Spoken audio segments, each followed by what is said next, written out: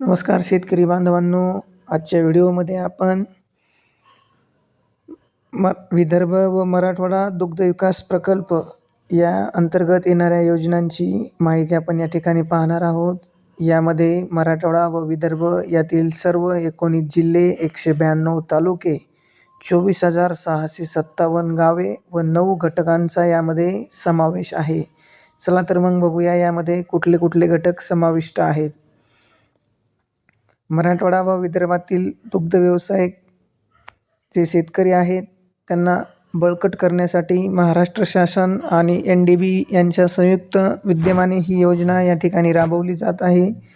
यामध्ये प्रमुख घटक असा आहे, उच्च उत्पादक क्षमता असलेल्या दुधाळ गाई म्हशींचे शेतकऱ्यांना 50% अनुदानावर वाटप करण्यात येईल.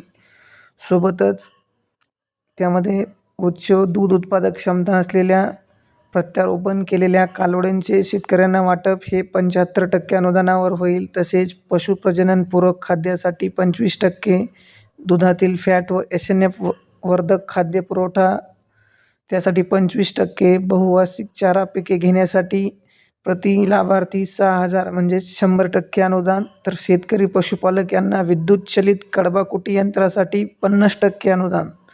मुरघास वाटप प्रति किलो 3 रुपये अनुदान. गाई म्हशींचे वंध्यत्व निवारण कार्यक्रमासाठी 100% अनुदान. तर आधुनिक पद्धतीचं दुग्ध व्यावसायिक प्रशिक्षणासाठी 100% अनुदान. शासनाच्या महत्त्वपूर्ण अशा प्रकल्पामध्ये मराठवाडा व विदर्भातील दूध उत्पादक शेतकऱ्यांनी मोठ्या प्रमाणामध्ये सहभागी होऊन या योजनांचा लाभ घ्यावा.